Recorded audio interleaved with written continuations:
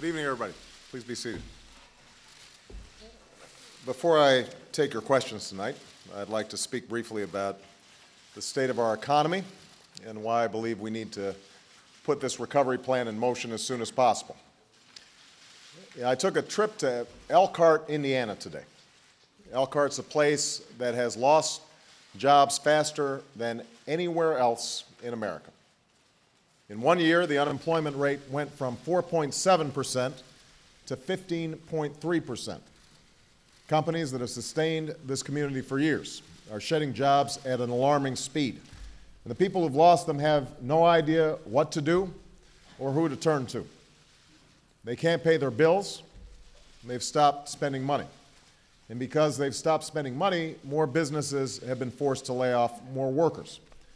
In fact, local TV stations have started running public service announcements that tell people where to find food banks, even as the food banks don't have enough to meet the demand. As we speak, similar scenes are playing out in cities and towns across America.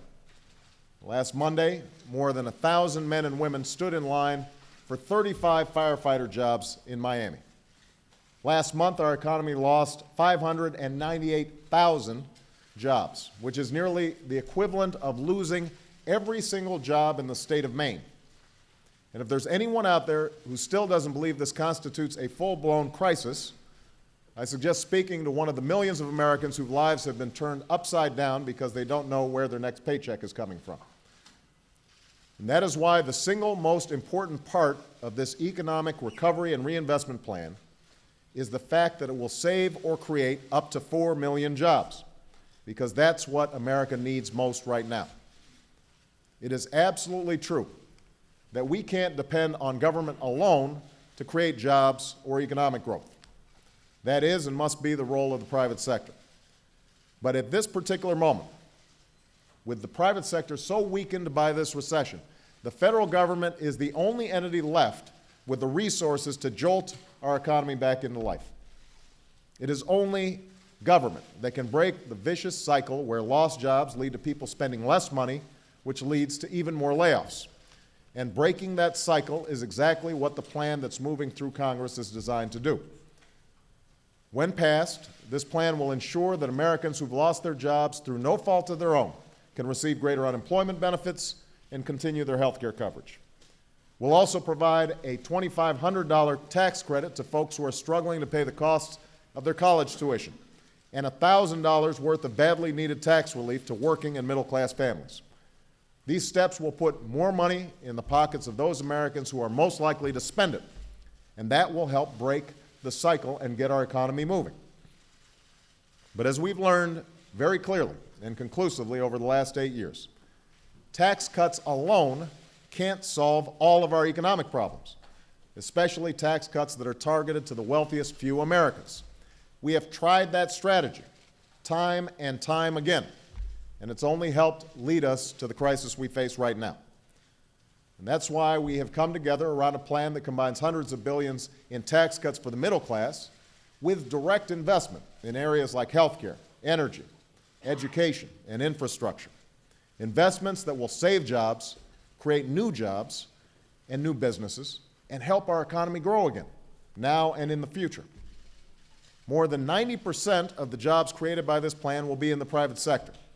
They're not going to be make-work jobs, but jobs doing the work that America desperately needs done. Jobs rebuilding our crumbling roads and bridges, repairing our dangerously deficient dams and levees so that we don't face another Katrina. There'll be jobs building the wind turbines and solar panels and fuel-efficient cars that will lower our dependence on foreign oil, and modernizing our costly healthcare system that will save us billions of dollars and countless lives. There'll be jobs creating the 21st century classrooms, libraries, and labs for millions of children across America. And there'll be the jobs of firefighters and teachers and police officers that would otherwise be eliminated if we do not provide states with some relief.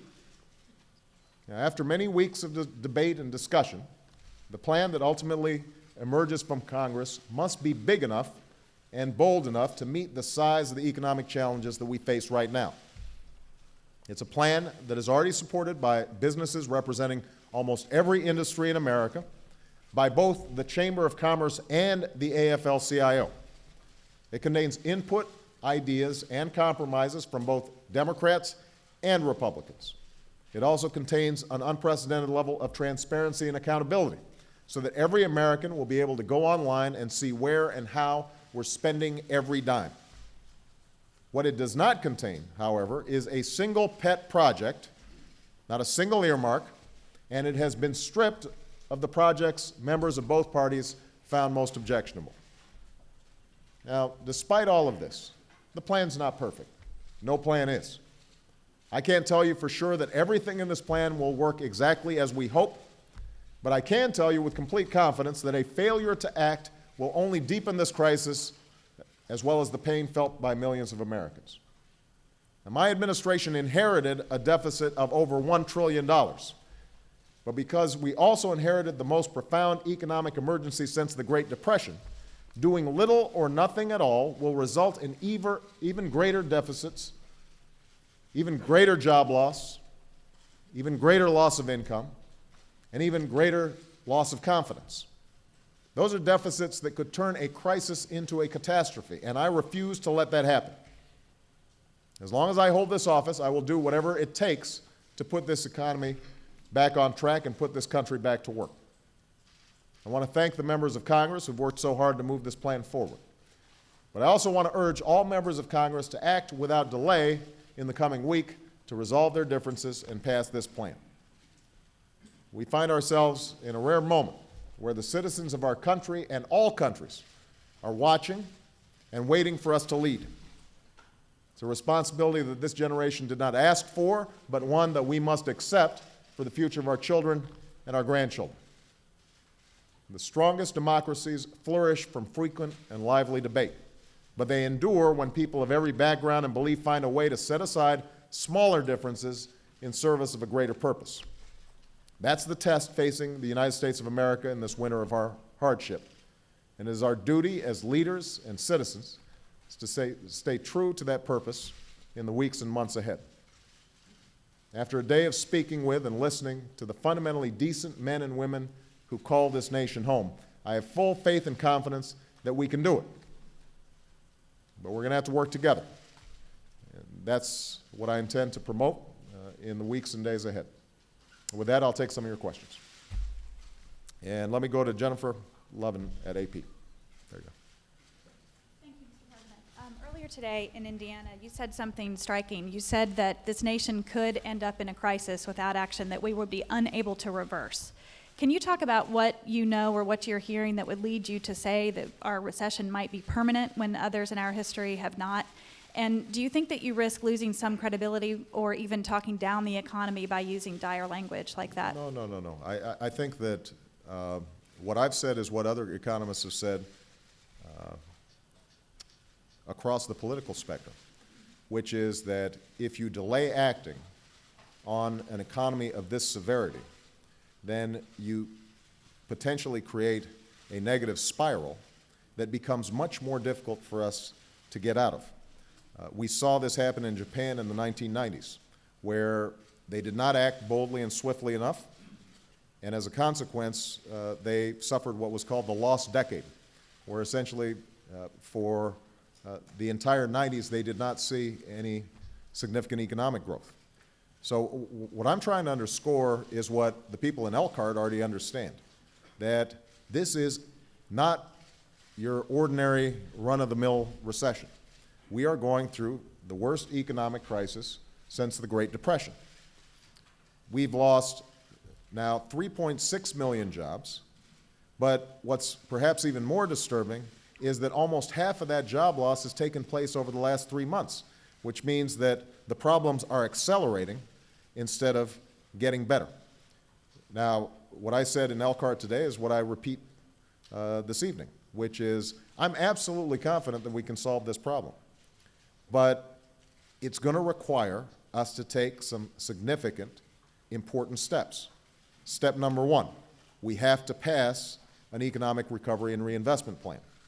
And we've made progress. There was a vote this evening that moved the process forward in the Senate. We already have a House bill that's passed. I'm hoping over the next several days that the House and the Senate can reconcile their differences and get that bill on my desk. There have been criticisms from a bunch of different directions about this bill, so let me just address a few of them. Some of the criticisms really are with the basic idea that government should intervene at all in this moment of crisis. I mean, you have some people, very sincere, who philosophically just think that government has no business interfering in the marketplace. And in fact, there are several who suggested that FDR was wrong to intervene back in the New Deal. They're fighting battles that I thought were resolved a pretty long time ago. Most economists, almost unanimously, recognize that even if philosophically you're wary of government intervening in the economy, when you have the kind of problem we have right now, what started on Wall Street goes to Main Street, suddenly businesses can't get credit, they start paring back their investment, they start laying off workers, workers start pulling back in terms of spending, that when you have that situation, that government is an important element of introducing some additional demand into the economy. We stand to lose about $1 trillion worth of demand this year and another trillion next year. And what that means is you've got this gaping hole in the economy. That's why the figure that we initially came up with of approximately $800 billion was put forward. That wasn't just some random number that I plucked out of a hat. That was Republican and Democratic, conservative and liberal economists that I spoke to who indicated that given the magnitude of the crisis and the fact that it's happening worldwide, it's important for us to have a bill of sufficient size and scope that we can save or create 4 million jobs. That still means that you're going to have some net job loss, but at least we can start slowing the trend and moving it in the right direction. Now, the recovery and reinvestment package is not the only thing we have to do. It's one leg of the stool. We are still going to have to make sure that we are attracting private capital, get the credit markets flowing again, because that's the lifeblood of the economy. And so tomorrow, my Treasury Secretary, Tim Geithner, will be announcing some very clear and specific plans for how we are going to start loosening up credit once again. And that means having some transparency and oversight in the system. It means that we correct some of the mistakes with TARP that were made earlier, the lack of consistency, the lack of clarity in terms of how the program was going to move forward. It means that we condition taxpayer dollars that are being provided to banks on them showing some restraint when it comes to executive compensation, not using the money to charter corporate jets when they're not necessary. It means that we focus on housing and how are we going to help homeowners that are suffering foreclosure or homeowners who are still making their mortgage payments but are seeing their property values decline. So there are going to be a whole range of approaches that we have to take for dealing with the economy. My bottom line is to make sure that we are saving or creating 4 million jobs. We are making sure that the financial system is working again, that homeowners are getting some relief. And I'm happy to get good ideas from across the political spectrum, from Democrats and Republicans. What I won't do is return to the failed theories of the last 8 years that got us into this fix in the first place, because those theories have been tested, and they have failed, and that's part of what the election in November was all about. Okay? Karen Bowen of Reuters. Thank you, Mr. President. I'd like to shift gears to foreign policy. What is your strategy for engaging Iran, and when will you start to implement it? Will your timetable be affected at all by the Iranian elections? And are you getting any indications that Iran is interested in a dialogue with the United States? I said during the campaign that Iran is a country that has extraordinary people, extraordinary history and traditions, but that its actions over many years now have been unhelpful when it comes to promoting peace and prosperity both in the region and around the world. That their attacks or their financing of terrorist organizations like Hezbollah and Hamas, the bellicose language that they've used towards Israel, their development of a nuclear weapon or their pursuit of a nuclear weapon, that all those things create the possibility of destabilizing the region and are not only contrary to our interests, but I think are contrary to the interests of international peace. What I've also said is that we should take an approach with Iran that employs all of the resources at the United States' disposal, and that includes diplomacy. And so my national security team is currently reviewing our existing Iran policy, looking at areas where we can have constructive dialogue, where we can directly engage with them. And my expectation is in the coming months, we will be looking for openings that can be created where we can start sitting across the table, face-to-face, diplomatic overtures that will allow us to move our policy in a new direction. There's been a lot of mistrust built up over the years, so it's not going to happen overnight.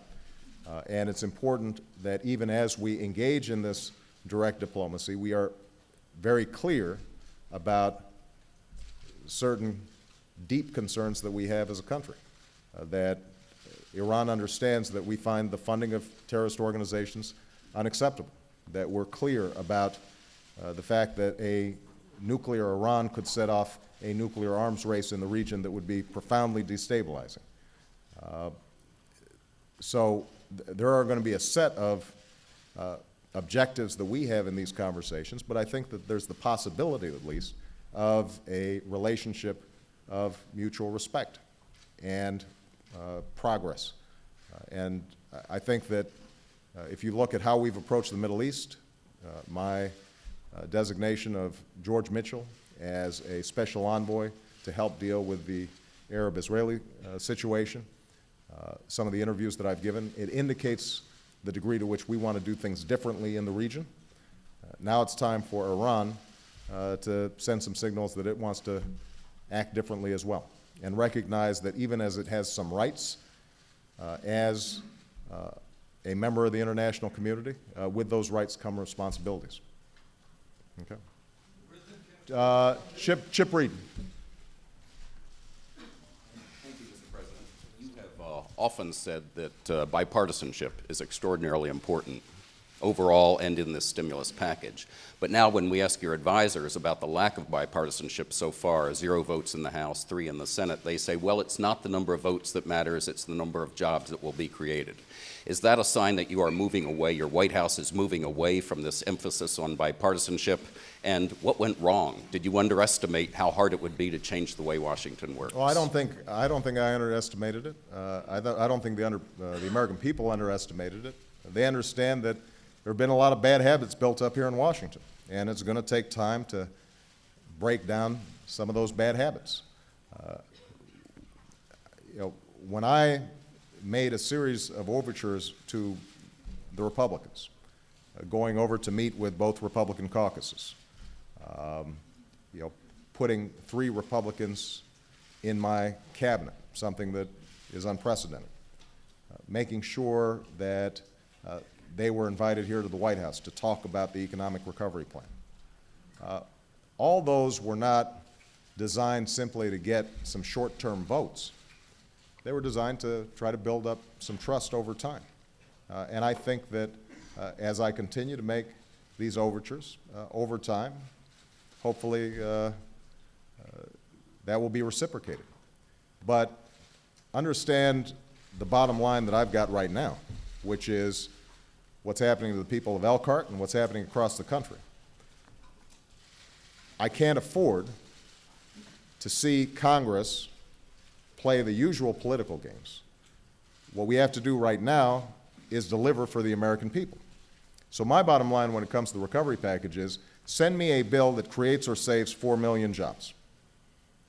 Because everybody has to be possessed with a sense of urgency about putting people back to work, making sure that folks are staying in their homes, that they can send their kids to college.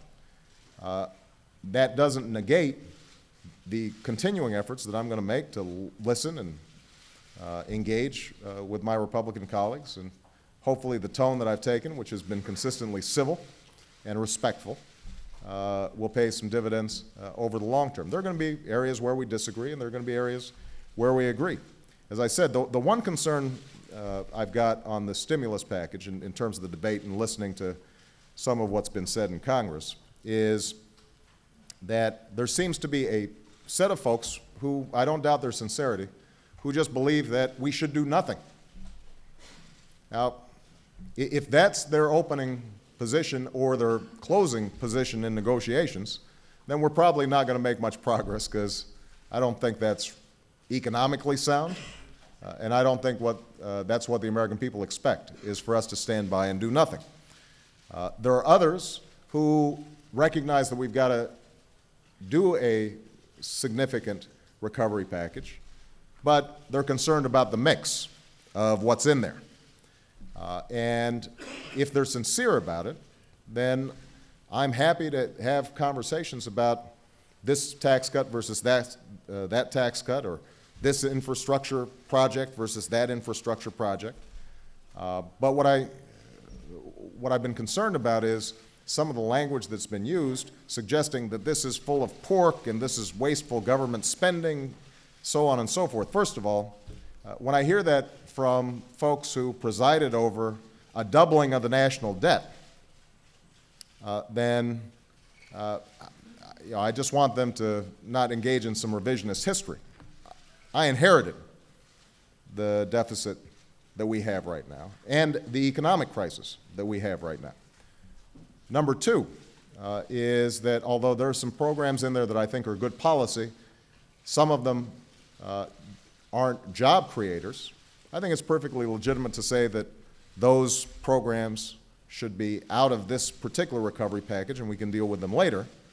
But when they start characterizing this as pork without acknowledging that there are no earmarks in this package, something, again, that was pretty rare over the last 8 years, then you get a feeling that maybe we're playing politics instead of actually trying to solve problems for the American people. So I'm going to keep on engaging. I hope that as we get the Senate and the House bills together, that everybody is willing to give a little bit. I suspect that the package that emerges is not going to be 100% of what I want, but my bottom line is, are we creating 4 million jobs, and are we laying the foundation for long-term economic growth? This is another concern that I've had in some of the arguments that I'm hearing. When people suggest that, what a waste of money to make federal buildings more energy efficient. Why would that be a waste of money? We're creating jobs immediately by retrofitting these buildings or weatherizing 2 million Americans' homes, as was called for in the package. So that right there creates economic stimulus. And we are saving taxpayers, when it comes to federal buildings, potentially $2 billion. In the case of homeowners, they will see more money in their pockets, and we're reducing our dependence on foreign oil in the Middle East. Why wouldn't we want to make that kind of investment? Now, maybe philosophically you just don't think that the federal government should be involved in energy policy. I happen to disagree with that. I think that's the reason why we find ourselves importing more foreign oil now than we did back in the early 70s when OPEC first formed. And we can have a respectful debate about whether or not we should be involved in energy policy making. But don't suggest that somehow that's wasteful spending. That's exactly what this country needs. The same applies when it comes to information technologies and healthcare. We know that healthcare is crippling businesses and making us less competitive, as well as breaking the banks of families all across America. And part of the reason is we've got the most inefficient healthcare system imaginable. We're still using paper. We're still filing things in triplicate. Nurses can't read the prescriptions that doctors that doctors have written out. Why wouldn't we want to put that on an electronic medical record that will reduce error rates, reduce our long-term costs of health care, and create jobs right now? Education, yet another example. The suggestion is, why should the federal government be involved in school construction? Well, I visited a school down in South Carolina that was built in the 1850s. Kids are still learning in that school as best they can. When the railroad, it's right next to a railroad, and when the train runs by, the whole building shakes and the teacher has to stop teaching for a while. The auditorium is completely broken down, they can't use it. So why wouldn't we want to build state-of-the-art schools with science labs that are teaching our kids the skills they need for the 21st century, that will enhance our economy and, by the way, right now, will create jobs? So, we can differ on some of the particulars, but again, the question I think the American people are asking is, do you just want government to do nothing, or do you want it to do something? If you want it to do something, then we can have a conversation. But doing nothing, that's not an option from my perspective. All right, Chuck Todd. Where's Chuck? Thank you, Mr. President. In your opening remarks, you talked about that if your plan works the way you want it to work, it's going to increase consumer spending. Yeah. But isn't consumer spending or overspending how we got into this mess? And if people get money back into their pockets, do you not want them saving it or paying down debt first before they start spending money into the economy? Well, first of all, I don't think it's accurate to say that consumer spending got us into this mess. What got us into this mess initially were banks taking exorbitant, wild risks with other people's monies based on shaky assets. And because of the enormous leverage, where they had $1 worth of assets and they were betting $30 on that $1, what we had was a crisis in the financial system. That led to a contraction of credit, which in turn meant businesses couldn't make payroll or make inventories, which meant that everybody became uncertain about the future of the economy, so people started making decisions accordingly, reducing investment, initiating layoffs, which in turn made things worse. Now, you are making a legitimate point, Chuck, about the fact that our savings rate has declined and this economy has been driven by consumer spending for a very long time. And that's not going to be sustainable. If all we're doing is spending and we're not making things, then over time, other countries are going to get tired of lending us money, and eventually the party is going to be over. Well, in fact, the party now is over. And so the sequence of how we're approaching this is as follows. Our immediate job is to stop the downward spiral. And that means putting money into consumers' pockets. It means loosening up credit. It means putting forward investments that not only employ people immediately, but also lay the groundwork for long-term economic growth. And that, by the way, is important even if you're a fiscal conservative, because the biggest problem we're going to have with our federal budget is if we continue a situation in which there are no tax revenues because economic growth is plummeting, at the same time as we've got more demands for unemployment insurance, we've got more demands for people who've lost their health care, more demand for food stamps. That will put enormous strains on the federal budget as well as the state budget. So the most important thing we can do for our budget crisis right now is to make sure that the economy doesn't continue to tank. And that's why passing the economic recovery plan is the right thing to do, even though I recognize that it's expensive. Look, I would love not to have to spend money right now. This notion that somehow I came in here just ginned up to spend $800 billion, that wasn't how I envisioned my presidency beginning. But we have to adapt to existing circumstances. Now, what we are going to also have to do is to make sure that as soon as the economy stabilizes, investment begins again. We're no longer contracting, but we're growing. That our midterm and long-term budget is dealt with. And I think the same is true for individual consumers. Right now, they're just trying to figure out, how do I make sure that if I lose my job, I'm still going to be able to make my mortgage payments. Or they're worried about, how am I going to pay next month's bills? So they're not engaging in a lot of long-term financial planning. Once the economy stabilizes and people are less fearful, then I do think that we're going to have to start thinking about, how do we operate more prudently? Because there's no such thing as a free lunch. So if you want to buy a house, then putting zero down and buying a house that is probably not affordable for you in case something goes wrong, that's something that has to be reconsidered. So we're going to have to change our bad habits. But right now, the key is making sure that we pull ourselves out of the economic slump that we're in. All right, Juliana Goldman, Bloomberg. Thank you, Mr. President. Many experts from Nouriel Roubini to Senator Schumer have said that it will cost the government more than $1 trillion to really fix the financial system. During the campaign, you promised the American people that you won't just tell them what they want to hear, but what they need to hear. Won't the government need far more than the $350 billion that's remaining in the financial rescue funds to really solve the credit crisis? Well, the credit crisis is real, and it's not over. I mean, we averted catastrophe by passing the TARP legislation. But as I said before, because of a lack of clarity and consistency in how it was applied, a lack of oversight in how the money went out, we didn't get as big of a bang for the buck as we should have.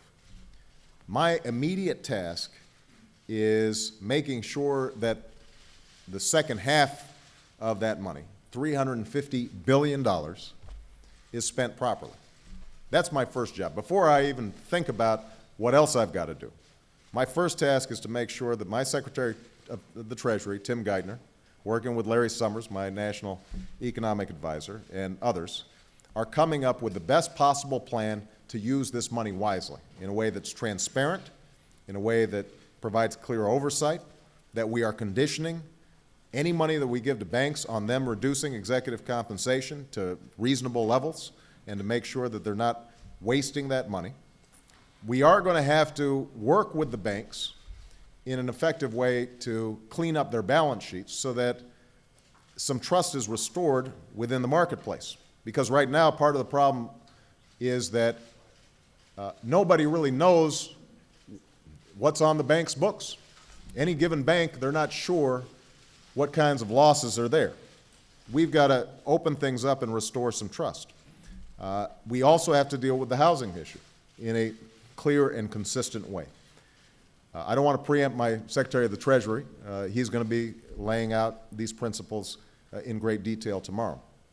But my instruction to him has been, let's get this right. Let's create a template in which we're restoring market confidence. And the reason that's so important is because we don't know yet whether we're going to need additional money or how much additional money we'll need until we've seen how successful we are at restoring a sense of confidence in the marketplace that the federal government and the Federal Reserve Bank and the FDIC, working in concert, know what they're doing. That can make a big difference in terms of whether or not we attract private capital back into the marketplace. And ultimately, the government cannot substitute for all the private capital that has been withdrawn from the system. We've got to restore confidence so that private capital goes back in. Okay. Jake. Thank you, Mr. President. My question follows Juliana's in content. The American people have seen hundreds of billions of dollars spent already, and still the economy continues to free fall. Beyond avoiding the national catastrophe that you've warned about, once all the legs of your stool are in place, right, how can the American people gauge whether or not your programs are working? Should they be looking at the metric of the stock market, home foreclosures, unemployment? What metric should they use when, and how will they know if it's working or whether or not we need to go to a plan B? I think my initial measure of success is creating or saving 4 million jobs. That's bottom line number one. Because if people are working, then they've got enough confidence to make purchases, to make investments. Businesses start seeing that consumers are out there with a little more confidence, and they start making investments, which means they start hiring workers. So step number one, job creation. Step number two, are we seeing the credit markets operate effectively? I can't tell you how many businesses that I talk to that are successful businesses but just can't get credit. Part of the problem in Elkhart that I heard about today was the fact that this is the RV capital of America. You've got a bunch of RV companies that have customers who want to purchase RVs, but even though their credit is good, they can't get the loan. Now, the businesses also can't get loans to make payments to their suppliers, but when they have consumers, consumers can't get the loans that they need. So normalizing the credit markets is, I think, step number two. Step number three is going to be housing. Have we stabilized the housing market? Now, the federal government doesn't have complete control over that, but if our plan is effective, working with the Federal Reserve Bank, working with the FDIC, I think what we can do is stem the rate of foreclosure, and we can start stabilizing housing values over time. And the most, the biggest measure of success is whether we stop contracting and shedding jobs and we start growing again. Now, I don't have a crystal ball, and as I said, this is an unprecedented crisis. But my hope is that after a difficult year, and this year is going to be a difficult year, that businesses start investing again. They start making decisions that, in fact, there's money to be made out there. Customers or consumers start feeling that their jobs are stable and safe, and they start making purchases again. And if we get things right, then starting next year, we can start seeing some significant improvement. Ed Henry, where's Ed? CNN, there he is. Mr. President, you've promised to send more troops to Afghanistan, and since you've been very clear about a timetable to withdraw combat troops from Iraq within 16 months, I wonder what's your timetable to withdraw troops eventually from Afghanistan? And related to that, there's a Pentagon policy that bans media coverage of the flag-draped coffins from coming into Dover Air Force Base. And back in 2004, then Senator Joe Biden said that it was shameful for dead soldiers to be, quote, snuck back into the country under the cover of night. You've promised unprecedented transparency, openness in your government. Will you overturn that policy so the American people can see the full human cost of war? Your question is timely. We got reports that 4 American service members had been killed in Iraq today. And obviously, our thoughts and prayers go out to the families. I've said before that people have asked me, when did it hit you that you are now president? And what I told them was the most sobering moment is signing letters to the families of our fallen heroes. It reminds you of the responsibilities that you carry in this office and the consequences of decisions that you make. Now, with respect to the policy of opening up media to loved ones being brought back home, we are in the process of reviewing those policies in conversations with the Department of Defense.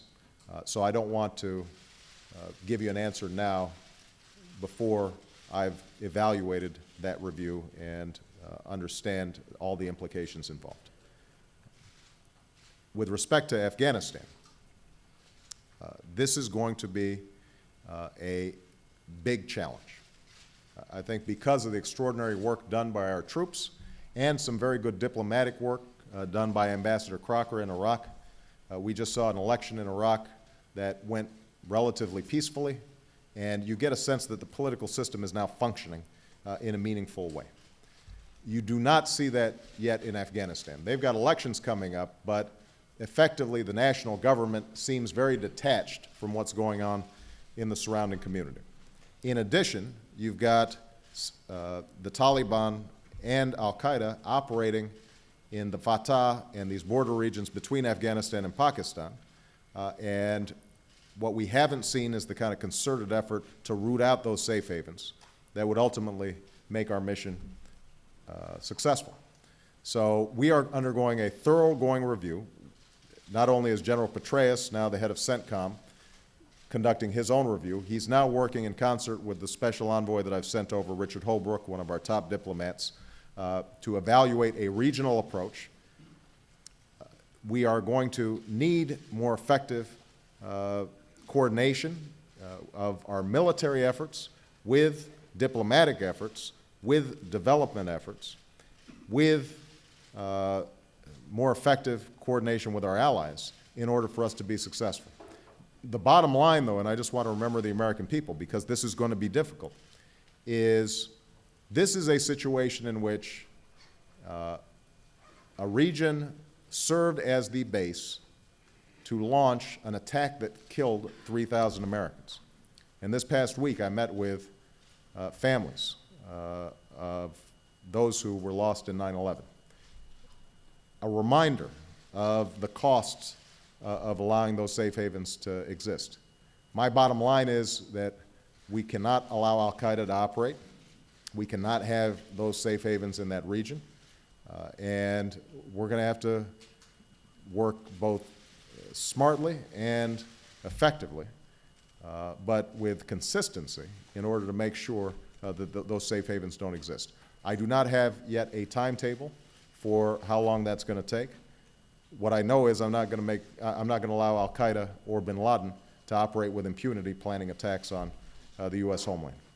All right? Helene Cooper. Where's Helene? Here you go. Thank you, sir. I wanted to ask you, on the next bank bailout, are you going to impose a requirement that the financial institutions use this money to loosen up credit and make new lending? And if not, how do you make the case to the American people that this bailout will work when the last one didn't? Again, Helene, I'm trying to avoid preempting my Secretary of the Treasury. I want all of you to show up at his press conference as well. He's going to be terrific.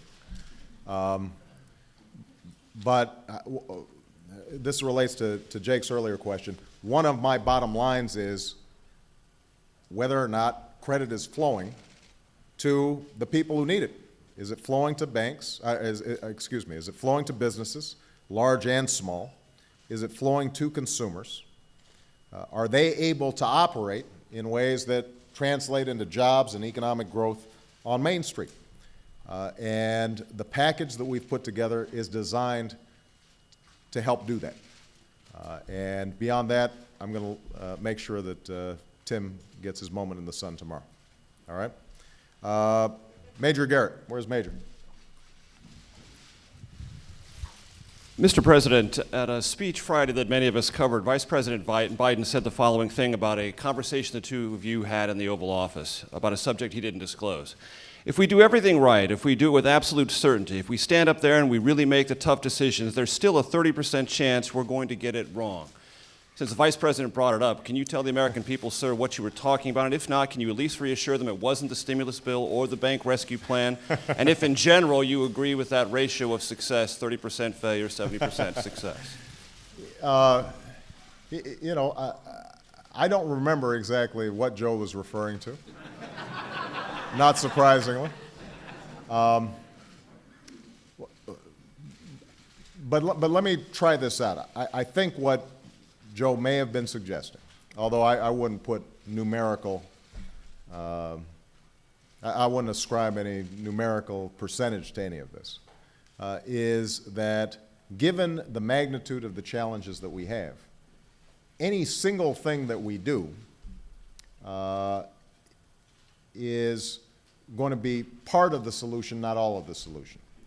And as I said in my introductory remarks, not everything we do is going to work out exactly as we intended it to work out.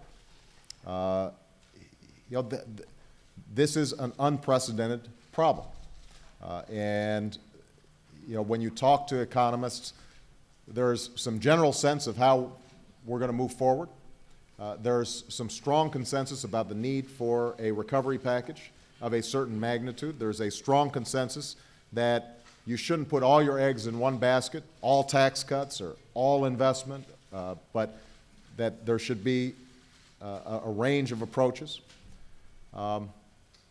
But even if we do everything right on that, we've still got to deal with what we just talked about, the financial system and making sure that banks are lending again. We're still going to have to deal with housing. We're still going to have to make sure that we've got a regulatory structure, a regulatory architecture for the financial system that prevents crises like this from occurring again. Now, those are all big, complicated tasks. So I don't know whether Joe was referring to that, but I use that as a launching point to make a general point about these issues. I have no idea. I really don't. Michael Fletcher, Washington Post. Yeah, thank you, sir. What is your reaction to Alex Rodriguez's admission that he used steroids as a member of the Texas Rangers? Yeah, I think it's depressing news on top of what's been a flurry of depressing items when it comes to Major League Baseball. And if you're a fan of Major League Baseball, I think it tarnishes an entire era to some degree. And it's unfortunate because I think there are a lot of ball players who played it straight. And you know, the thing I'm probably most concerned about is the message that it sends to our kids. What I'm pleased about is Major League Baseball seems to finally be taking this seriously, to recognize how big of a problem this is for the sport, and that our kids hopefully are watching and saying, you know what, there are no shortcuts. That when you try to take shortcuts, you may end up tarnishing your entire career, and that your integrity is not worth it. That's the message I hope is communicated.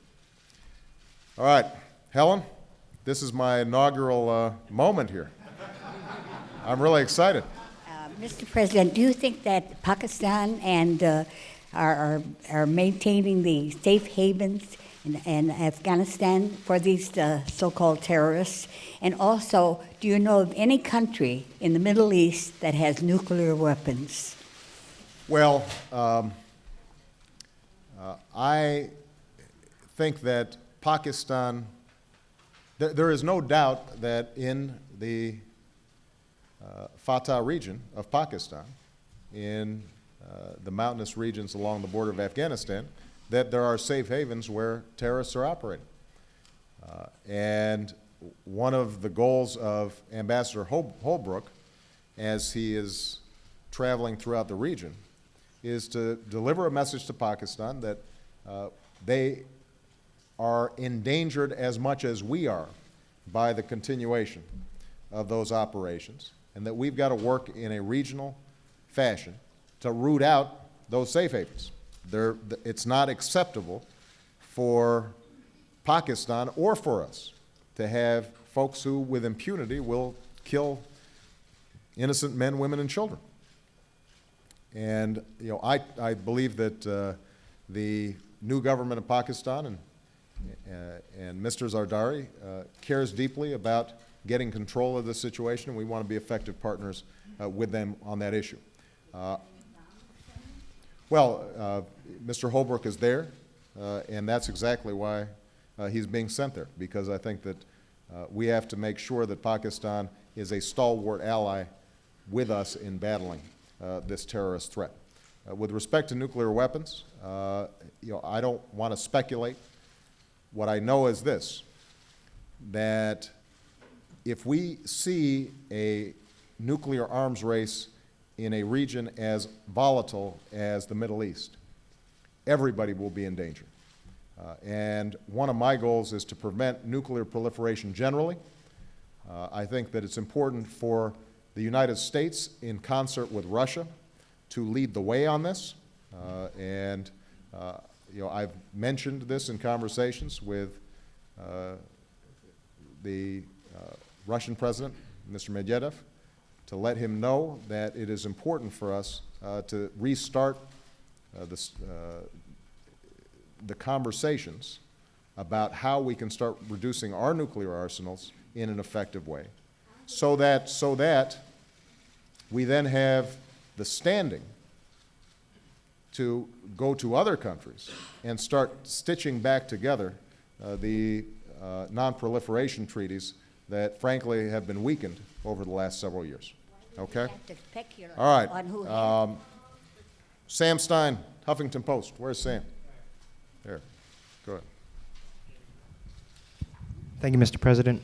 Today, Senator Patrick Leahy announced that he wants to set up a Truth and Reconciliation Committee to investigate the misdeeds of the Bush administration. He said that before you turn the page, you have to read the page first. Do you agree with such a proposal? Are you willing to rule out right here and now any prosecution of Bush administration officials? I haven't seen the proposal, so I don't want to express an opinion on something I haven't seen. What I have said is that my administration is going to operate in a way that leaves no doubt that we do not torture, and that we abide by the Geneva Conventions, and that we observe our traditions of rule of law and due process as we are vigorously going after terrorists that can do us harm. And I don't think those are contradictory. I think they are potentially complementary. My view is also that nobody is above the law, and if there are clear instances of wrongdoing, that people should be prosecuted just like any ordinary citizen. But that, generally speaking, I'm more interested in looking forward than I am in looking backwards.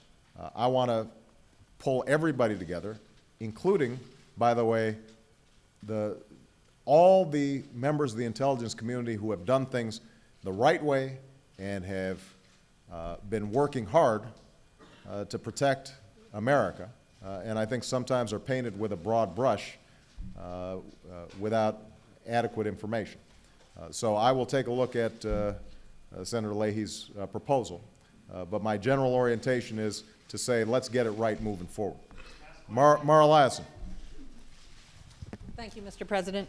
If it's this hard to get more than a handful of Republican votes on what is relatively easy, spending tons of money and cutting people's taxes, when you look down the road at health care and entitlement reform and energy reform, those are really tough choices. You're going to be asking some people to get less and some people to pay more.